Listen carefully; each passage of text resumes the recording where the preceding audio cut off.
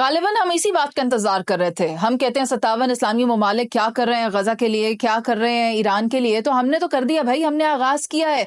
आप मशले राह समझे हमें और हमारे नक्शे कदम पर चलें।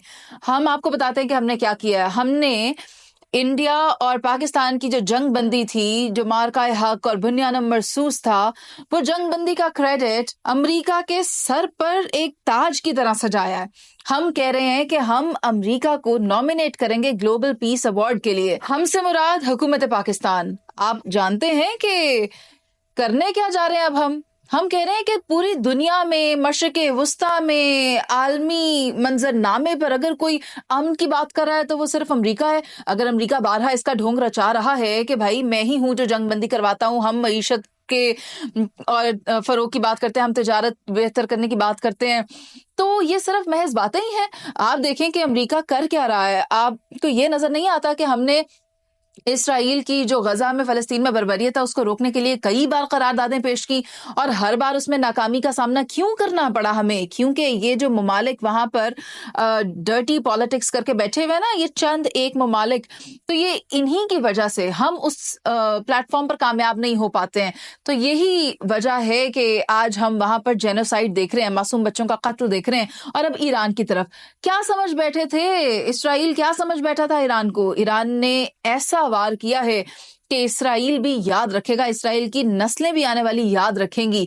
आप देखें कि एक के बाद एक अटैक किया जा रहा है ईरान की तरफ से। ये समझ बैठे थे कि शायद हमला करेंगे तो ईरान हार मान जाएगा, लेकिन ईरानी सदर ने ये कह दिया है कि अगर इन्होंने ये सिलसिला ना रोका तो फिर ईरान रुकने वाला नहीं है। अगर आप चाहते हो कि ईरान के साथ मुज़ाकरात करो तो फिर पहले इस जंग को रोकना होगा। इसराइल को लगाम डालनी होगी, इसराइल को नकेल डालनी होगी, जो एक आजाद आवारा जानवर की तरह जब दिल चाहे जहां पर भी अटैक कर देता है ना, उसका इलाज होता है। इस किस्म के जानवरों का इलाज किया जाता है। ये जो बावले हो जाते हैं ना, इनके लिए इंजेक्शंस मौजूद होते हैं। तो इसराइल का इंजेक्शन क्या है? क्या इसराइल का इंजेक्शन ईरान साबित होगा? क्या ईरान इसराइल को लगाम डाल सकेगा, या फिर दीगर इस्लामी ममालिक भी उसका साथ देंगे, या महज OIC का जो इजलास है वो सिर्फ एक इजलास रह जाएगा?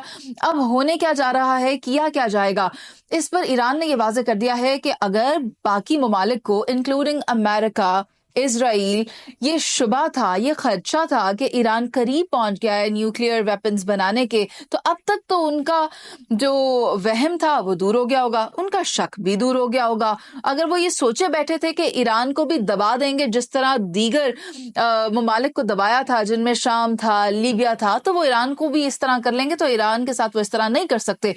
खैर, मुख्तलिफ अखबारात की हेडलाइंस, इंटरनेशनल न्यूज़पेपर्स इस बात का दावा कर रहे हैं कि इसराइल अब परेशान है और वो इस जंग को मजीद कंटिन्यू नहीं कर सकता। तो लेट अस सी कि डोनाल्ड ट्रंप की तरफ से अगर ये कहा जा रहा है कि मुझे 2 हफ्ते का वक्त दे दो, मैं 2 हफ्ते बाद सोच के बताऊंगा कि मैंने क्या करना है, शायद वो कुछ सोच लें।